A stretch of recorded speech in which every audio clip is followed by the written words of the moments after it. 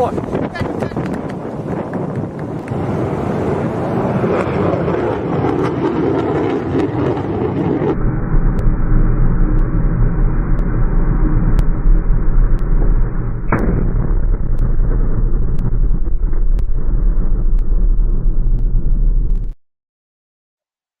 Good evening and welcome to Gunner Shot.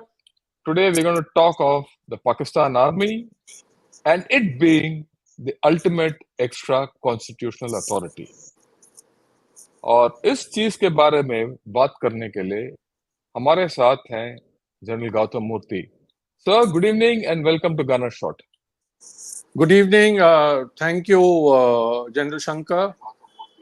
Yes. Good evening and welcome to Gunner Shot. Good evening. Thank you, General Shankar. Yes. So we're getting some resound from your end. Yeah. I'm switching off to YouTube. Sorry. Yeah. So thank you very much for having me. And on behalf of the Current and Strategic Affairs Forum, CASA, thank you for conducting this dialogue. Thanks a lot, sir. We are continuing with this dialogue of current and strategic affairs, CASA. And today we are talking of the Pakistan Extra Constitutional Authority and the ultimate extra constitutional authority. Why have you said this? Why did you choose this topic of it being the ultimate extra constitutional authority?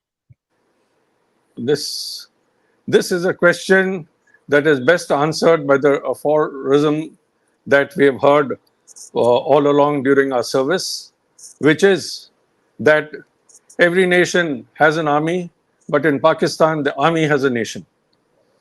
I mean, ever since we were growing up in our early years, going to school, we knew that the president of Pakistan, in our general knowledge, was Field Marshal, self-styled Field Marshal Ayub Khan. I mean, that was our first conscious exposure as little children to Pakistan. And today we know the man behind the scenes who's actually running the show is General Asim Munir, the Chief of Army Staff of Pakistan. Nothing has changed in the last 75 odd years. तो इसका मतलब ये है कि 75 साल में पाकिस्तान में कुछ बदला नहीं और पाकिस्तान आर्मी जो है वो ऊपर ही रहा है और वो इट्स बियॉन्ड द कॉन्स्टिट्यूशन और in fact many of us believe that it is the constitution, right? And right from Ayub Khan time to Asim Munir's time. And in between, we've had Pervez Musharraf and Ziaul Haq and Yahya Khan and all that. And इन्होंने आधा देश तो खो दिया और बाकी आधा देश जो बचा है ये जो the present crop of generals, Asim Munir and company, are ready to gamble away. Okay, in this context, I think, sir, it is important that we examine why is this the extra constitutional authority and how has it become? And in the recent past, this has become the ultimate extra constitutional. I mean, Pakistan Army was always an extra constitutional authority, but in the recent past, it has become the ultimate one. My first question to you is there any parallel in the world for this kind of a extra constitutional authority in any army? There have been army coups in countries like Argentina and elsewhere. But then that was the flavors in the 50s and the 60s in Chile. But then democratic dispensations have asserted themselves. To understand the present context and why we say it is the ultimate extra constitutional authority, one needs to delve a bit into history. You see, Jinnah was the first Governor General. He concentrated all the executive, legislative, and political powers into himself. He reduced the powers of the Prime Minister and increased the powers of the military and the bureaucracy. Are you aware, and I would like your viewers to know this, that Jinnah also rejected the formation of political parties due to the fear that they destroy and capture what the Muslim League has achieved. We all know that the Muslim League achieved the state of Pakistan, East and West Pakistan. And this was the view adopted later on after Jinnah's death by Liaquat Ali Khan, who was the first prime minister, and who claimed that any other parties that are formed are parties of traitors, liars, and hypocrites. So, in addition to the concentration of power, the early deaths of Jinnah and Liaquat Ali Khan also impacted the process towards the transition towards democracy. You know, you compare it to India. Although Mahatma Gandhi was assassinated and we faced the trauma of partition, we had very tall leaders like Pandit Nehru, Sardar Vallabhbhai Patel, Maulana Azad, and so many, Mr. Ambedkar, Baba Sahib Ambedkar, and so many others, luminaries who guided us into the secular, very strong democratic country that we are. So, the reason again is that the Pakistani army, soon after independence, we know about the war that they launched to capture Kashmir with the raiders. That proved unsuccessful. They were not able to do it. The Maharaja acceded to India, and only after the instrument of accession was signed did India send her troops, and that is history that we all know. But from the beginning, the Pakistani army was in control, and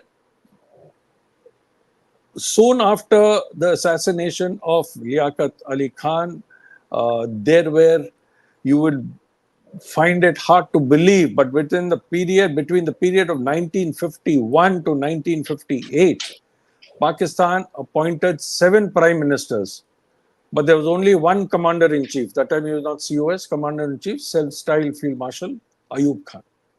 So in a period of 7 years, the general did not change. Pakistan saw 7 prime ministers. Now,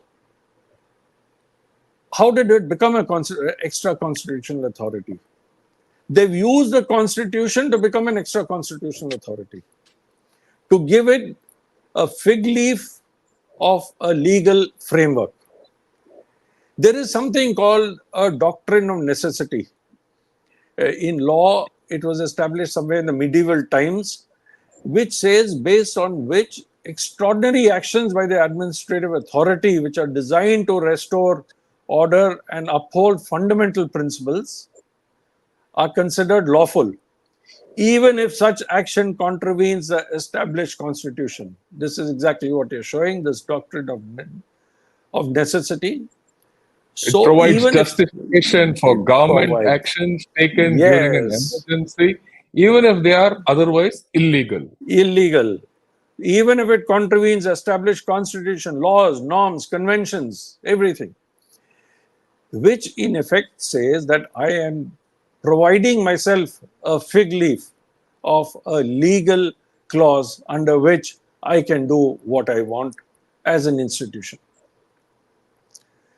This was again challenged in 1954, but the Pakistani Chief Justice then validated the extra constitutional use of emergency powers by the then Governor General Ghulam Mohammed. Now, in 1958, 54 to 58, Pakistan went through a lot of internal turmoil. Tremendous amount of problems they had. They were facing insurgents, they were facing scarcity of consumer goods, rising prices, shortages.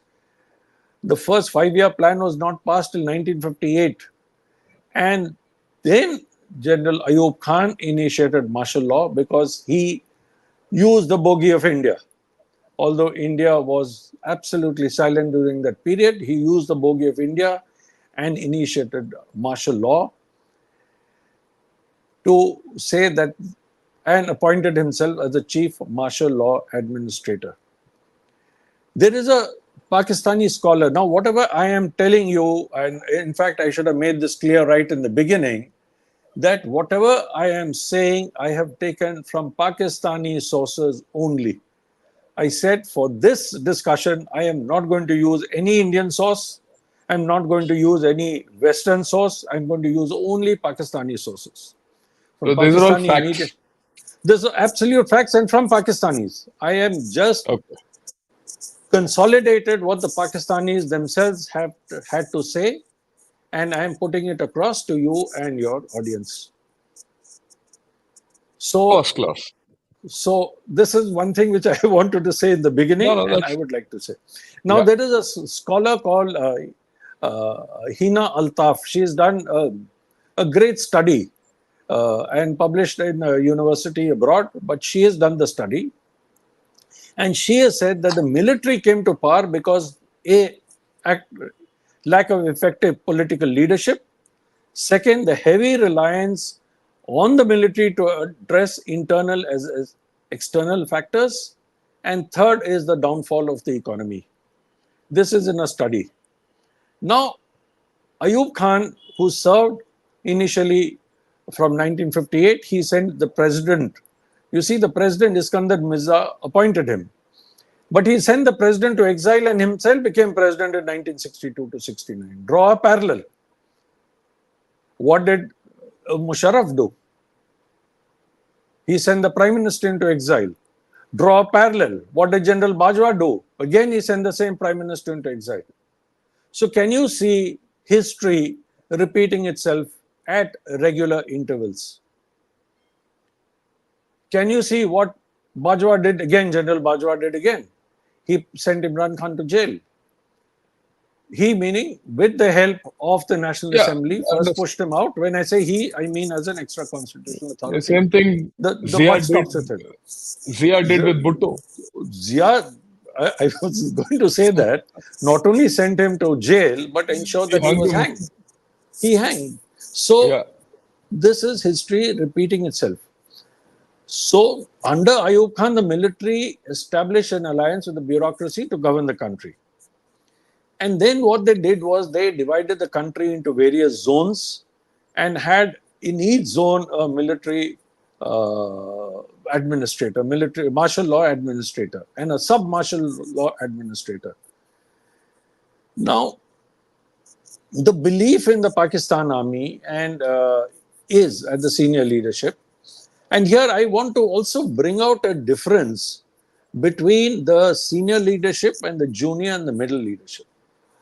I have been studying the Pakistan Army for many years, and as you are aware, and your viewers may be aware, I've had an opportunity to interact with Pakistani officers as Secretary NDC, and also have visited Pakistan in that capacity along with my wife, the commandant, and his wife. And let me tell you, we had a wonderful interaction. It was a very useful visit, and one got to see the professional level of the mid level. I went there as a brigadier. I've seen mid level Pakistani army officers and I've seen them functioning.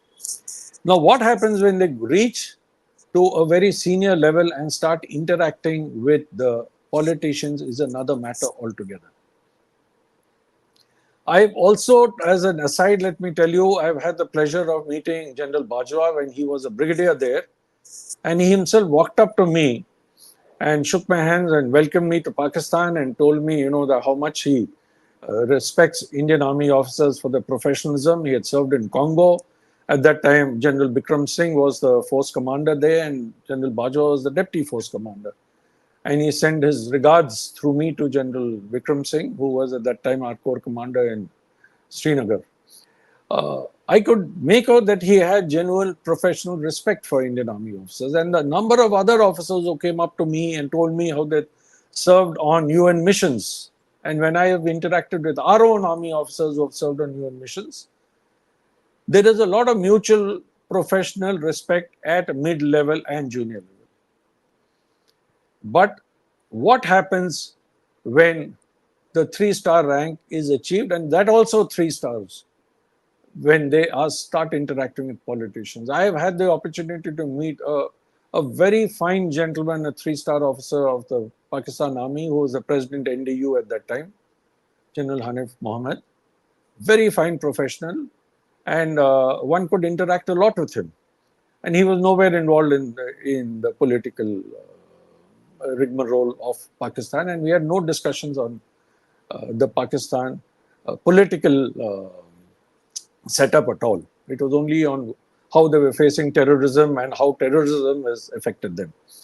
I wanted to bring this out primarily to tell you that at this absolutely senior level, the Chief of Army Staff level, the interaction becomes completely different, because then he is actually vested with the powers and he uses the powers to the fullest extent.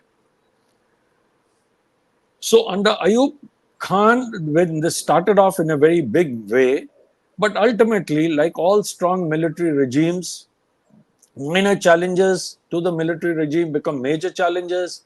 People get fed up of what is happening to them, and then political parties also come about, and the person has to step down. This happened with General Ayub Khan in 1968, happened with General Yahya Khan. General Ziaul Haq, of course, died in a crash. It happened with General Musharraf. So, at some point in time, the democratic forces try and exert themselves, push out an unpopular dictator, get into power, but their own internecine squabbling, their own fights among themselves brings back another military leader into the equation. Now, if you see what has happened, I will not talk so much about the Yaha regime. We know what had happened and how East Pakistan split from West Pakistan. They all blame India for it, but many Pakistani scholars have blamed their own leadership for this. I've read the Hamidur Khan report. It is very clear that the leadership of Pakistan failed them. India was flooded with refugees. We know what happened. We went all over, and then ultimately there was an attack by Pakistan on our airfields, and it was war. Following that debacle, there were many changes in the military high command. They placed a chief of army staff, naval staff, and air staff under the command of joint chief of staffs, with the president of Pakistan as commander in chief. Now, how much power does the chairman, joint chief of staff exercises today? We all know. He is just kept there. He is a four-star, but that is about all. So then they made a constitution in 1943 which focused on pushing the military back to its traditional field and laid down roles for the military in the constitution.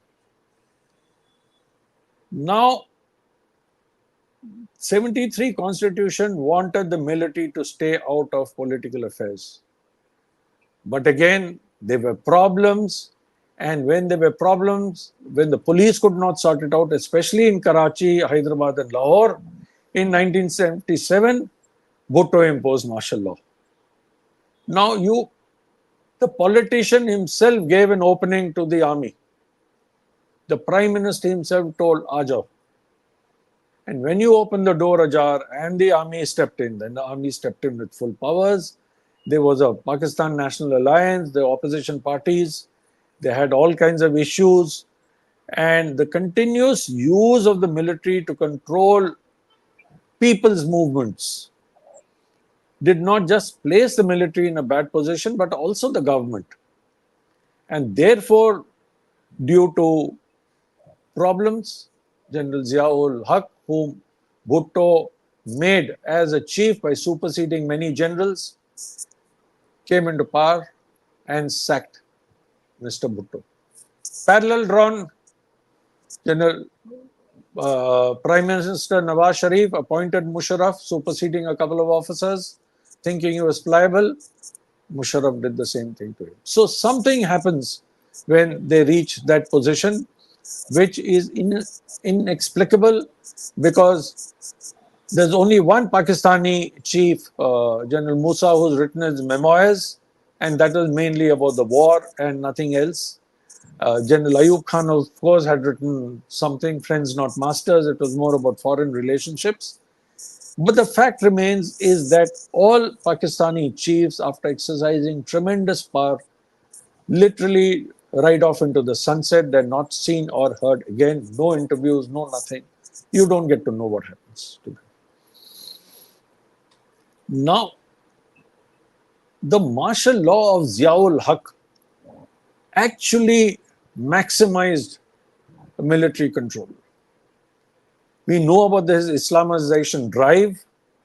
He became chief martial law administrator, arrested leaders, hanged Bhutto, issued several white papers saying how Bhutto rigged the elections, all coming from the ISI. Drawing a parallel again, all the charges against Imran Khan have sprung from the ISI. All the charge sheets, the material that was fed and to the prosecution, and that is how Imran Khan finds himself in jail for committing the same sins that the other politicians have committed. Though Imran Khan denies having done anything else, he is still seen as incorruptible because he is not seen to have made any money other than the Tosha Khana case, which is against him. It is the same military that has sent Nawaz Sharif out because of corruption, has brought him and his family back. How do you explain this? That is the enigma that we are trying to understand. In Pakistan, what happens, we really do not know at that highest level, but suffice to say that the army is fully in charge. Now, martial law brings with it certain unwanted problems, like the Western powers, on whom they are hugely dependent on aid, will not give aid. The IMF will not give aid. They'll be down, there will be cries for restoration of democracy. But if there is a threat, like what happened when Russia invaded the USSR, former USSR invaded Afghanistan, General Zia received over $3.2 billion from Washington. And he had managed to escape all the pressures. No return to democracy, no human rights, nothing of the sort. He launched all his nuclear programs on the quiet. There is another thing that happens. When the military decides to withdraw from power, that announcement is made by one chief, but the other chief does not honor that announcement. General Mirza Aslam Beg, after General Zia's death in the crash, announced his withdrawal from military politics and allowed General Ghulam Ishaq Khan to serve as interim president. But afterwards, you know what happened in the late 80s and 90s. Now again, General Bajwa made that famous, we have discussed it, that we shall not get involved in politics at all. He made a statement to the media, to the press, in a seminar, saying very clear, I'm adamant, he used the word adamant about it. But what has happened after that, General Shankar? And today, what you find is that the Pakistani army is doing the driving with that fig leaf, and they added another fig leaf. May I request you to show the slide about the 2023 amendment before the elections? Yeah, Please, I'll we just need to see this. And if you could just explain this, General Shankar, yourself. I'll explain it. 1 minute, sir. Okay. Now, these are the amendments which have been passed in 2023. And this is what makes Pakistan Army completely extra constitutional. So what is it? The 2023 Pakistan Army Amendment Bill, it says it grants legal status to the military business empire, and it criminalizes any criticism and empire. It criminalizes criticism of the armed forces. So that means if you are against the armed force, you criticize the armed force, you're a criminal, and gives the military the authority to carry out activities related to national development. So it has entered the civilian sphere. Okay, then you have the 2023 Official Secrets Act Amendment Bill. It gives security agencies the power to arrest anyone they believe to be a threat. And then the Pakistan Army Act. It allows the military to put military personnel on trial under the military's own legal code in some case, this law applies also to civilians. This is what Asim Munir tried to put on the civilians post the May 9 this thing. Now, certain things I want to highlight. Just think this Official Secrets Act or the bill, amendment bill. What has it done? It has broadened the definitions of military installations and brought digital and modern means of communication into the law's ambit. इसका मतलब यह है कि vloggers and bloggers are within the ambit of the law. Now, the definition of a document has been widened. It includes any written, unwritten, electronic, digital, or any other tangible or intangible instrument related to the military's procurement and capability. So there is no way you can escape this. Then the definition of the enemy has been amended. Who's an enemy as per this bill? In our case, it's very clear. The enemy is someone who's from outside. In this, it says any person who is directly or indirectly, intentionally or unintentionally working for or engaged with a foreign power, foreign agent, non-state actor, organization, entity, association, or group guilty of a particular act prejudicial to the safety and interest of Pakistan. That it gives anyone, it's a blanket. They can put anyone under this and get away with it. Then you see the Pakistan Army Amendment Act of Army Act Amendment 2023. Okay, the Pakistan Army Act and the Indian Army Act are almost the same. Only thing is this has been amended suitably to make the Army Act extra constitutional. One of the amendments in the Act accords more powers to the Army Chief and bars ex-servicemen from engaging in politics as well as taking up ventures, which could come into conflict with the Army's interests. So, no ex-serviceman. If I today talk against the Indian Army, as per and if this law existed in India, I can be booked. Okay, and it also proposed imprisonment for defamation of the army. If I defame the army, I can be taken to task. So all these give the whole thing. Then they have something called the Provisional Constitutional Order, popularly known as PCO. And this is what they use during emergencies, right? It is an emergency and extra constitutional order that suspends either wholly or partially the constitution of Pakistan. So PCO के साथ सब कुछ हो सकता है. And it fulfills and acts as a temporary order while the constitution is held in abeyance or suspension. So if you see that all these things give them that extra constitutional authority which General Moorthy was talking of. So I would like to ask and highlight, ask a few questions to highlight an issue which, based on what you have said so far. Just one second. One second. Yeah, One second. May I just add to something that you have said? This Pakistani Army Act, civilians being tried under it, is not something new. It is what Field Marshal Ayub Khan brought in.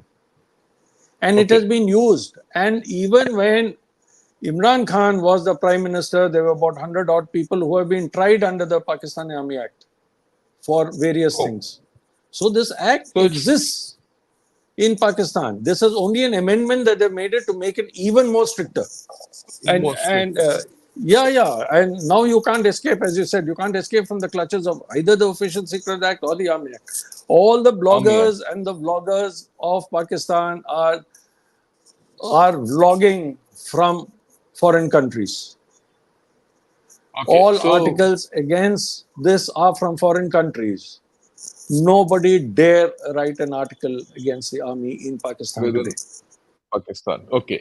Now, what I want to put across is, from what you have said and what you have defined, whatever has happened in Pakistan. I mean, it's very clear that the Pakistan army has now become the biggest political force in Pakistan. It is completely politicized at the top. Whatever they say is the politics of Pakistan, right? And in this, like you said, they have the military, the bureaucracy, and the judiciary as a nexus to manipulate the political system, which is unique. In our country, there is no question of a military and a bureaucracy or a military or a judiciary. In fact, we don't have any contact with the judiciary at all. Absolutely. Okay. we have no contact. वो तो I've never known, I've never seen a Supreme Court judge when I was in service sitting in army headquarters. वो कभी कभी मिल लेते थे, but उसके बारे में कुछ जानकारी होता नहीं था. But here, the Pakistan army is complicit with the judiciary in fixing the politicians. उसके साथ उसको मदद करने वाला है bureaucracy. Okay. Now, since, like you said, the international organization and institutions frowned upon the constant takeover and constant, Yeah. martial laws. So, what the Pakistani army has now done is a hybrid system of martial law, where the army chief fixes the politics and the politics runs as per the army chief, right? And in this, like you rightly said, the ISI and the ISPR are the tools, the main fixers in this whole game. They fix the political game, and the army is behind, and they do backseat driving. And you quoted so many examples which have enabled the current law to do what they are doing based on what they have done. With the advantage, they are no more martial law administrators. They don't have to go through the post problem of, see, True. historically, whether it's Ayub Khan or Yahya Khan or Ziaul Haq or Pervez Musharraf, post their martial law administration, they have come under severe criticism from within. Okay, but in this current configuration, they will not even be blamed for it. It is Correct. the Whom do you politicians criticize? Yes. whom do you criticize? Whom do The you criticize? government is being run by the politicians. These steps are fixing the politicians, but whenever the politician doesn't deliver, he is thrown out and a new set brought in. But no one, he is this. People are now above criticism, and that I think makes them above the constitution. So I want your views on this. This is a very interesting thing, which there's no parallel in the world. That's exactly what you're discussing. There is no parallel in the world. We started this discussion with this. China has a constitution in which the CCP, the party, has assumed powers. Right. Now, that's also an autocratic way. But over here, under the garb of democracy, you have the army which is ruling the roost. And it is, you scratch my back and I'll scratch yours, more than scratching back. They are in an embrace that they can't leave. The army has embraced the politicians have embraced the army. The politicians want, other than Imran Khan, he is the only outlier so far. And we will discuss more on Imran Khan because he's the only one who stood up to the military and is still seen standing up, despite he has also made his overtures. It's not that he has not made overtures. But his people have been threatened, his people have been arrested, they've given sworn affidavits that they will not interfere in politics. I mean, he has been pushed out. Right. So fine, sir. So let us come to the present condition, because so far we have discussed what has happened before and how Yes. Pakistan army has uh, assumed a higher level of extra constitutional authority. Now let us examine the current state of play. How is it that the kind of extra constitutional authority it is today? Your views on it, and you have some tweets of Imran Khan, I believe, and we can go through that. Yes. So the streets of Imran Khan, you see, Imran Shall I put it Khan's on? no, not as yet. Well, I'll Okay. just take 2 minutes and I'll Yeah. take. See, Imran Khan's trajectory followed the same of Nawaz Sharif. Nawaz Sharif was propped up, was made a prime minister. Okay. And he took over, but when he took over as prime minister, he tried to sideline the military. And you saw what happened. Benazir Bhutto won her elections, came, but she was sacked. Why? Because she tried to change the DGISI. See the parallels. Benazir Bhutto, that is why I said let's look deeper and deeper into the history. Why did this happen? Why was Benazir sacked? Why was Nawaz Sharif sacked? It all boils down to because the ISI has got their tentacles really deep. One DGISI retired man tried to write a book or wrote a book along with a director of RAW, Mr. Dullat and General Durrani. What has happened? He faced an inquiry, his pension was stopped. The institution is unforgiving. You bring in a politician, the politician decides to actually say what democracy is. And then this is what happens. Can you imagine a case in India where a posting proposal of a chief is not approved by the prime minister or the defense minister and then the prime minister, and the prime minister is thrown out? I mean, it's inconceivable. It's inconceivable that a prime minister wants a particular general in a place, the chief of army staff doesn't want him in that place, he wants somebody else, and the chief doesn't get changed, the posting order goes through, and the prime minister changes. The prime minister is thrown out. So Imran Khan initially was in bed with the army. He was doing whatever the army told him. But slowly, as he started asserting himself, he became very, very unpopular with the military, but became very popular on the street. And after his ouster, he realized the power of the street. We have discussed, you and I and General Atta and all of us on your channel, whether this was in May, what happened on 9th of May last year was Pakistan's Arab Spring. We all thought, many of us thought, but astute observers like General Atta Hasnain said, no, the army will not let this happen. It took a while for the army to get back. General Asim Munir had just taken over.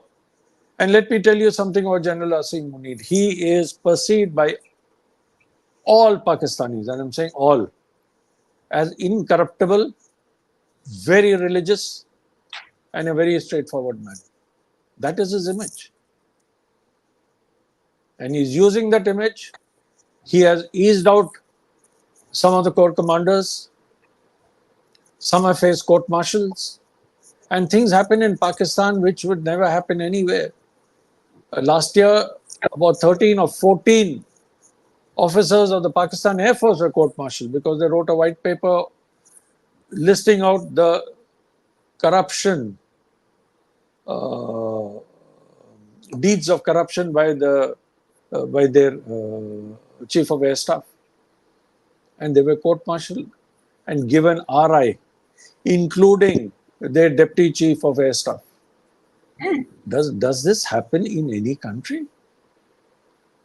If a man is proved to be corrupt, he is thrown out. It is not that he throws out the whistleblowers. The whistleblowers are in jail. So the power of the Pakistan army, we have not spoken about the Navy and the Air Force, but this is the first time that the Air Force came up. And last year it was shocking when this happened. I was shocked when I was following this and the whole trial and everything else. Very terse comments came on in social media, in Twitter, about what has happened to them. Otherwise, there was nothing. It was blacked out. So, coming back to Imran Khan, so Imran Khan didn't go quietly riding into the sunset. He led this campaign, and events came to a head in May 2023 when the army said enough is enough and took charge, and then again under the Army Act, trying all these civilians, despite the Supreme Court, and the case is in court, and there's a lot of thing going on. But the fact remains is that the army is firmly in control of what is happening in Pakistan, whether it's the economy, whether it's internal security, external security, foreign affairs, for everything, the army is in control. Yeah, there's no doubt about what you're saying, sir. In fact, this is my opinion that Imran Khan was probably one of the only Only outlier, politicians yes. in the recent past who has who stood up to the army, and then the army felt that if this man comes to power or remains in power, he'll send the army back to the barracks, and therein the entire you know uh, the power of the army would collapse. Now, take into consideration that there were a few presidents like Bhutto, Benazir Bhutto trying, and even Nawaz Sharif tried it, and they failed. But here, this man probably had a stronger motive and a stronger, and knowing his own characteristic, the Pakistan army felt completely endangered. So, what have the Pakistan army done? They've first taken him out for good so that he never comes back into the political reckoning. Even if he comes back into the political reckoning, he will be a marginal player. And now with these amendment acts, whether it's the 2000, I mean, 2023, with the Pakistan Army Act amendment, the amendment bill, and the official secret acts which they have amended, all this in the past 1 year. Now they have put themselves in a impregnable position. उनको कोई हटा नहीं सकता. Now there's no question of his, Asim Munir and his gang going away, right? And now with the judge Isa, he's seeking extension, and he will get an extension only if the Pakistan Army chief desires so.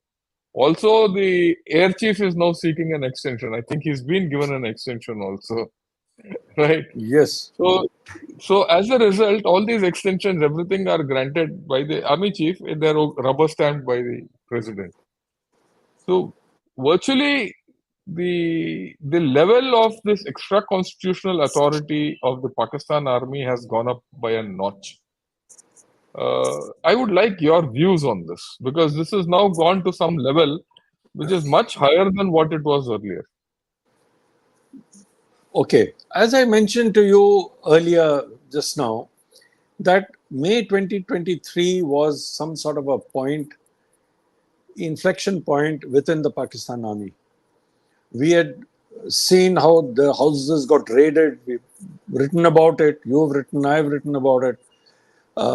There was something serious going on. There was a deep divide. We've done an episode on could there be a mutiny, but we came to the conclusion that in the Pakistan army, it is just not possible.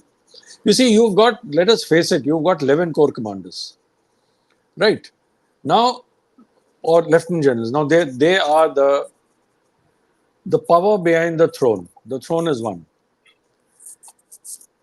Even if someone wants to oust an unpopular chief, he will get wind from it through one or the other. There is no question of 11 or even 2 or 3 of them conspiring against him. There is enough of information, there's enough grapevine to tell him what is happening. So, the only way people in the Pakistan army could express their dissent was the election on February 8th. And we saw what happened. Leads of Imran Khan's people, although were fighting as independents, they were jailed, they were put apart. People were given, of the same family, were given different polling booths to go to. They went through, the army tried everything within its power, but we know that Imran Khan, heart of hearts, has won the elections. The people were with him. Now, this has also affected the military leadership in Pakistan, affected their thinking. That is why they've closed ranks. They've closed ranks behind Shahbaz Sharif. They've closed ranks behind Zardari. They want this so-called limping government to keep limping forward. And Imran Khan is firing salvos. His latest salvo from jail. Can you please show that, what he has tweeted after his meeting? 1 minute. Yes, yes, yes, yes, yes. Yes, please. Yeah. He says the entire nation is aware that General Asim Munir is driving the state of affairs. It was him, General Asim Munir, who implicated me and my wife in the Tosha Kenar reference in an attempt to stifle my spirits. Let it be known that if anything happens to me or my wife, it will be him who will be responsible. The London plan was plotted with the nexus of General Asim Munir and Nawaz Sharif. And in order to execute it, judges were onboarded and they were appointed by the ISI. And the ISI forced Inam Shah and an employee of Tosha Khana to become witnesses against me. Yeah. General Shankar, one more point I have to tell you on Yeah. this, something interesting.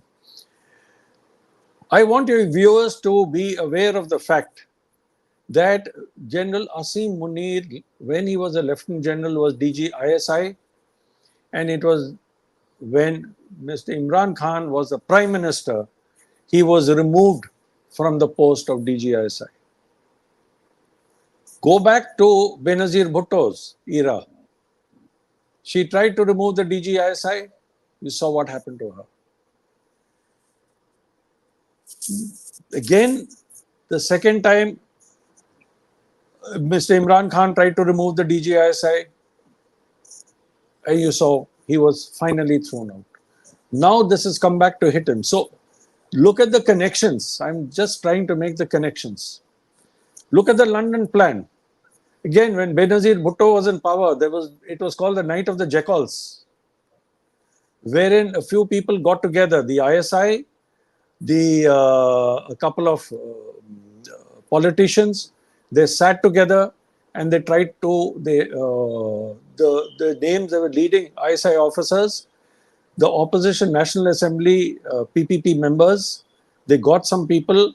A secret meeting was held for for the removal of ISI by the Benazir government, and it failed. Now this sort of thing keeps happening in Pakistan. You cannot, the politicians realize they cannot touch the ISI. That Right. is how powerful that institution is. Yes, Okay. please. Yeah. The next tweet is the CJP is prioritizing Faizabad, Dharna, and Bhutto cases, but has turned a blind eye to the fact that innocent civilians are incarcerated in military prisons. Right? There's a second tweet a series of tweets he's put on. The next thing, of course, which he said, what happened in East Pakistan is being replicated here. Mujibur Rahman's mandate was stolen and the country was split into two. Mujib's majority would have diminished Yahya Khan's power. The Hamudur Rahman Commission report clearly states that Mujibur Rahman had won the elections. As had happened in East Pakistan, our mandate has been stolen to control us. Now the king is covertly handling the affairs while Mohsin Naqvi is operating as a viceroy. Meanwhile, Shahbaz Sharif commands no power. Your comments on this, sir, when your views on what this thing is. What has he said? What is wrong in what he has said? No, no, I It completely is agree with the him. Hamdo Rahman Commission report, which I have read, portions of it that are out in the open domain, clearly states that Mujibur Rahman had won the elections. Now also the controversy between Form 45 and Form 48. If people are even today in Pakistan saying if you count the Form 45s, God knows how many of them are still around, but if you had counted them, in a number of cases, the results would be reversed, would be overturned. Right. So, So that yes, gets me to a question. yes, please. Yeah, the question is, uh, Pakistan, the government has formed. Now they're looking at the, IMF for the next loan and all that. The question is, has Pakistan moved beyond this? And forgotten about it, or is there something simmering underneath? That's a question because what will create problems. You see, this is a very difficult question to answer even by the keenest observers of Pakistan. Uh, Imran Khan is showing that he still has something, but he's probably fighting a losing battle as each day wears on. The If the IMF loan comes through, people have recognized have congratulated the Prime Minister of Pakistan on being sworn in. Nobody has congratulated him on being elected. There is a huge difference. And this kind of setup will hobble along. They need to improve the economy. There is no doubt about it. All of them realize. And the Chief of Army Staff is on board, is on that board of that the committee. They will continue in this manner by getting loans, but unless they make some very difficult choices of reining in inflation, reining in and taxing the people, including themselves, this will just muck around in the same manner. 1 year down the Okay. line, we could be having the same conversation and not knowing where it is going. But Right. there's one thing I'm going to stick my neck out on, and if I'm going to be around, in another 5 years, I don't think this government will last for 5 years, Oh, and 5 there'll years be too long. elections at the end of 5 years. And I'm willing 5 to years is stick too my much. I'm willing to stick my neck out on that. Okay, let's see where it goes. And then when we were in power, the military was held in high regard by the people of Pakistan. The image was tarnished when they sided with the crooks. Zardari and Sharif families' corruption was also exposed by ASI and Bajwa. Yeah, we all know that Uh, Panama the Papers. the number what for many reasons the Yes. Pakistani army has lost the trust of the people. I think to that extent I feel there is a lot of unease at the bottom. There's a lot of disconnect with the bottom. So anytime anything could happen, one doesn't know, right? Okay. You Then see, of course, just one memo yeah, over here. I would like to add just one thing small. He referred to the chief of army staff as a king. Let's take yeah, back to the medieval ages when there were kings who were ruling. Now, the king was a useless king, was a horrible king. You had no choice. The people had no choice but to put up with him, hoping against hope that the next king or the king's son who succeeds him would be better. But in Pakistan, the king who will succeed the king will be yet another king, or in the same mold of the same institution. And when you're talking about extension, General Asim Munir has 1.5 years to retire, yet there is talk that he's seeking an extension now. Why would he be seeking an extension when he has 1.5 years to retire? And this is from yeah, I agree Pakistani with you. sources. From Yeah, yeah, I Pakistani agree with you. sources.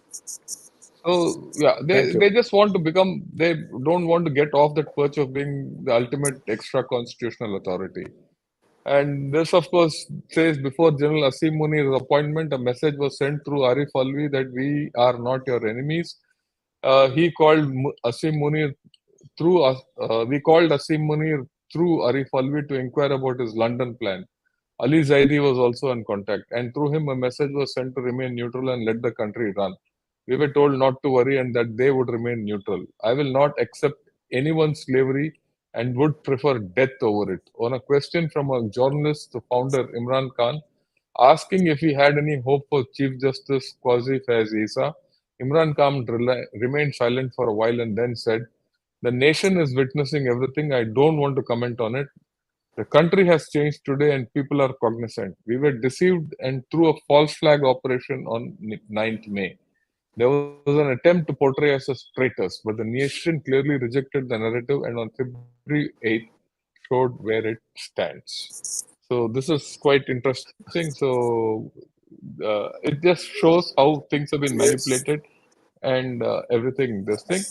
So we've gone through the whole gamut of how Pakistan is not only an extra constitutional authority, it is the ultimate extra constitutional authority without a parallel. There's no other parallel anywhere in the world I can think of where such extra constitutional authority is vested in the institution, and that institution is controlled by a person called the Chief of Army Staff.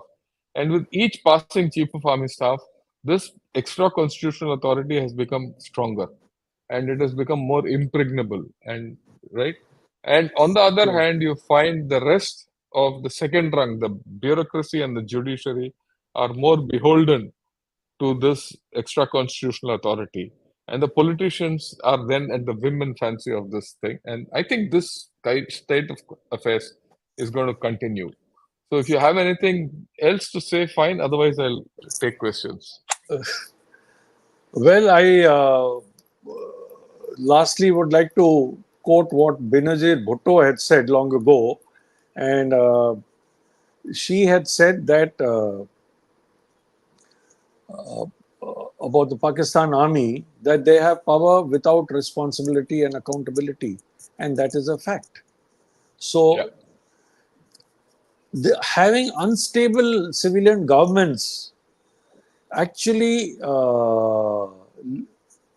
helps the Pakistan army.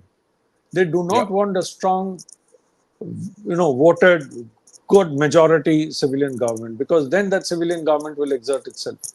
And the yeah, raison d'etre for being in power is, of course, the bogeyman India, though they very well know that, that India is not the enemy. They're losing more men in the last 10 years to yeah, terrorism within their country, to their own monsters that they have created, than to India. yeah. Yeah, I agree with you completely, sir. So we'll start taking questions. Yes, The please. first question is, over 75 years, this geography called Pakistan has remained true to its role of being the military outpost in the underbelly of Russia, earlier used by the British and now by the USA. Your views? He's missed out China. China. Yeah, I agree with you. So no, you're absolutely right. Now you see what has happened. Uh, the U.S. has, of course, made their statements against what they feel is a stolen election, but they have recognized this government. This government will get the IMF loan. Pakistan army has, there are still drones overflying Afghanistan and hitting at targets. The US very much needs Pakistan. China needs Pakistan. Despite all the problems CPEC is facing, China needs Gwadar. China needs the highway. So Pakistan will continue to remain relevant to the US, to China, to Central Asian republics. Again, they're all landlocked, to Russia to an extent. So Pakistan is blessed by its geography, but then there's another issue that is facing them, which is climate change, which even geography cannot help. But that's Yeah, another subject that's altogether. for other. Okay, this question is, sir, in India, politicians and bureaucrats control our armed forces. But in Pakistan, military controls politicians and bureaucrats. Why so? We've explained this. So this question we don't take.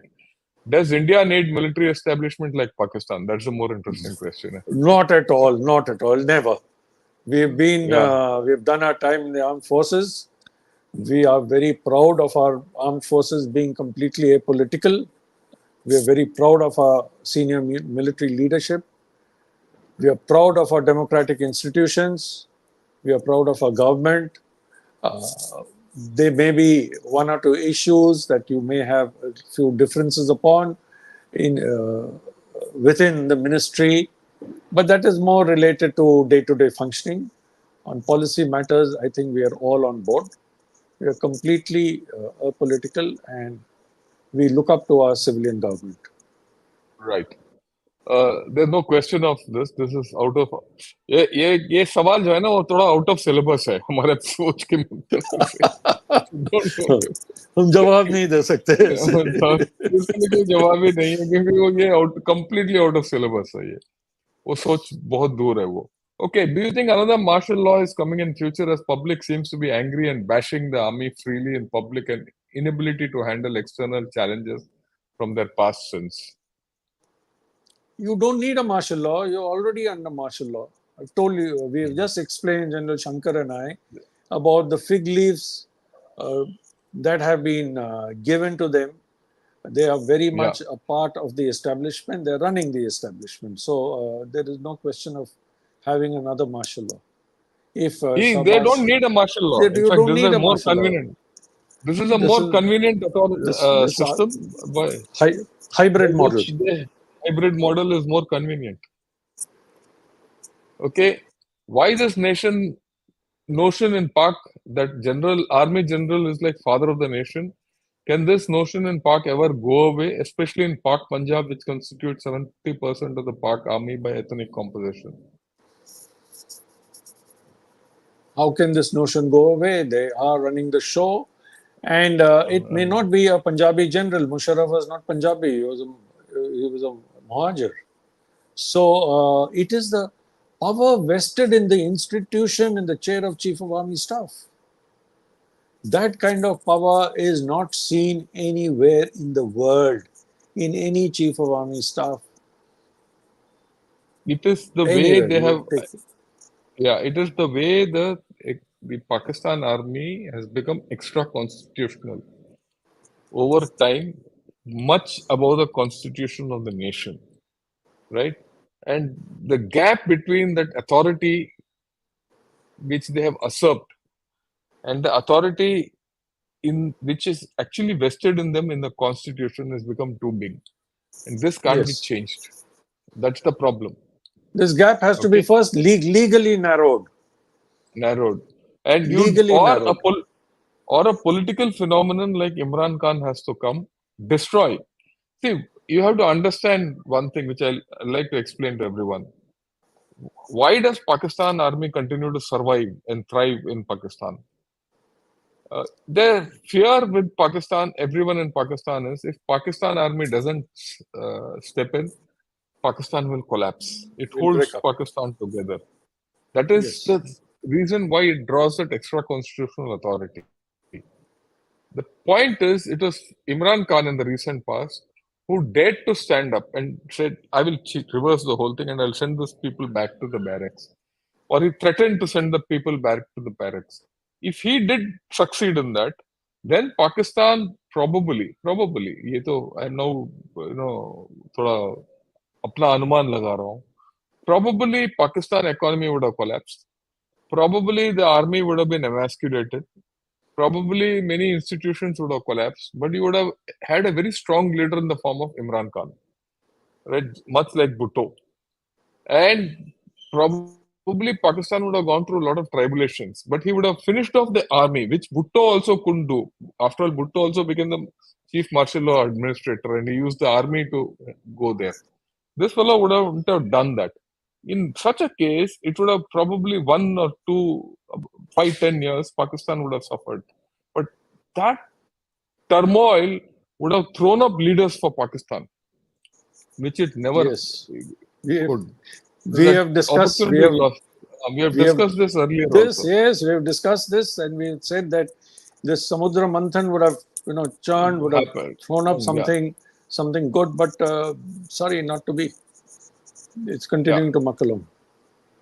Would there be a power mongering within the army and the infights to reduce the army status? How long can they loot their people? 75 years and counting. Yeah, they'll continue. They'll There is no continue. question of power mongering within them because their See, hierarchy is clean and everyone gets his spoils. no, but Okay, it's a chief. sorry, Yeah, I'd like to say one thing. General Asim Munir, he's been there for over a year and a half now, is still known to be incorruptible. So while they may have been Lieutenant General Bajwa, I'm not talking about Chief of Army Staff Qamar Javed Bajwa, but that Lieutenant General Bajwa, Papa Johns, there have been other things at the lower level. That is probably even he would perhaps allow it to happen to sort of buy their loyalty. And this is a very well honed institution. So certain things are sort of glossed over, overlooked. But if somebody steps out of line, he'll face a court martial. There is no two ways about it. General Munir is a no nonsense general. Let us not underestimate him and his authority. yeah. Okay.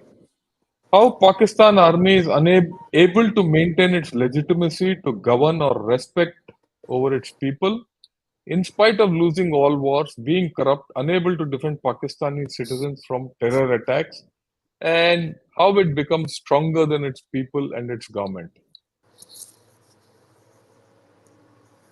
$1 million question. We have spent the last 1 hour trying to figure this out.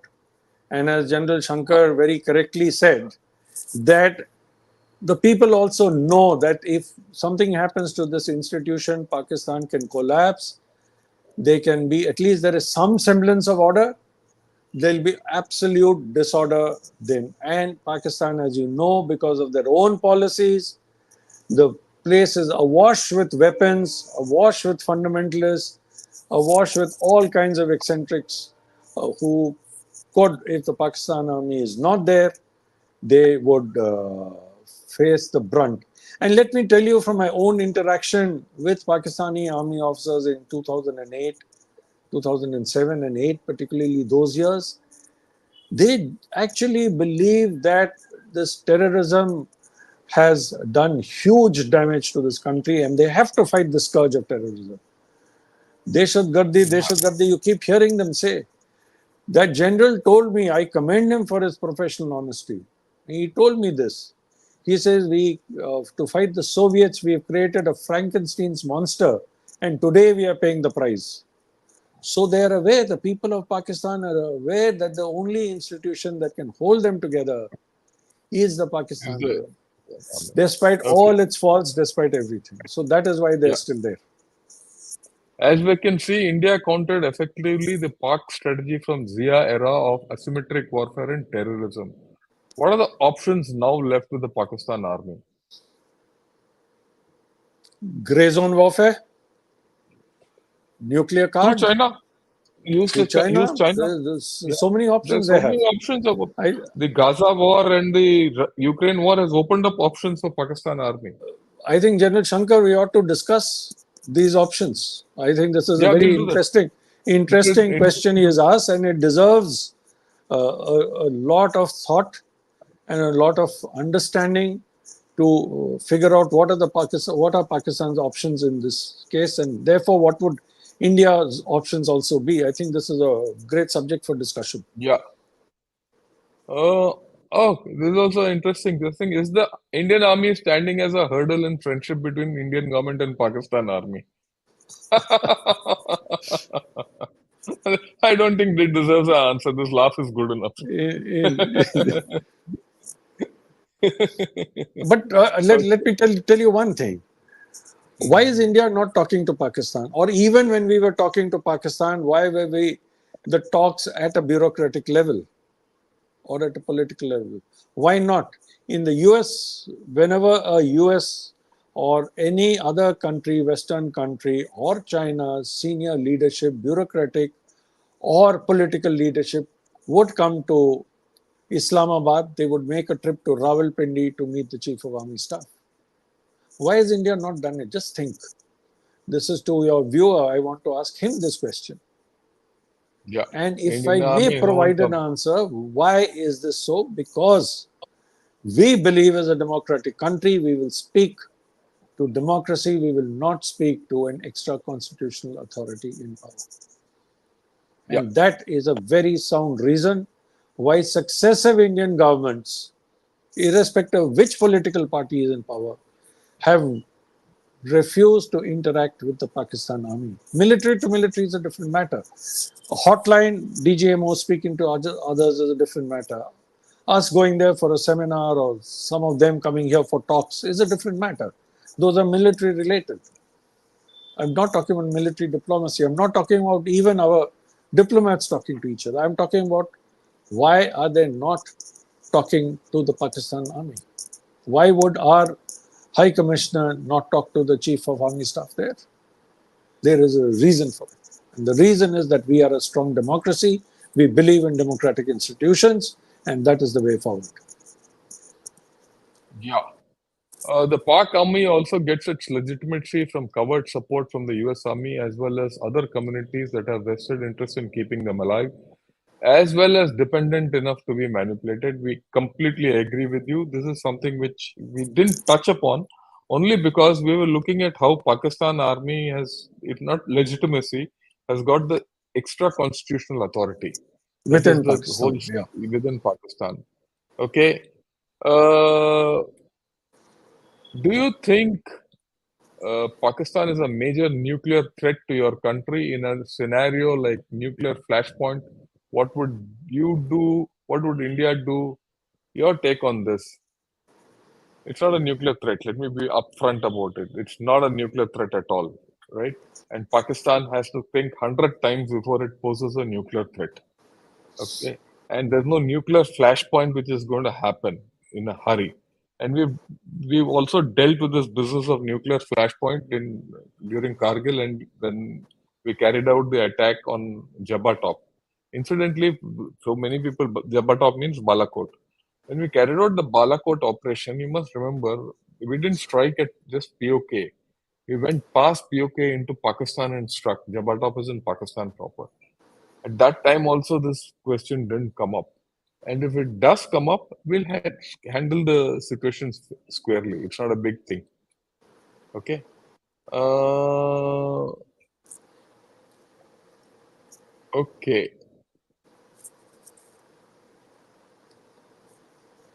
Okay. There's a nice comment. It says, asked, blessed by geography and cursed by calamity. I think so. He said it nicely. Yes. Uh, yeah. Yeah. Okay. Another questions. How come no international outcry regarding Sierra Leone Muslim majority population making drug zombie drug from humans? Is it? Oh, we'll take this off. I didn't. No, no, no. That's not a. Not a question. Okay, this is from Muhammad Taj. I think he's from across.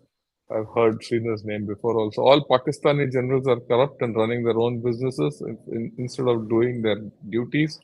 Imran Khan is only one politician who dared to stop them from doing their wrongdoing. Yeah, that's what I also said. So I agree with you. And okay. Uh,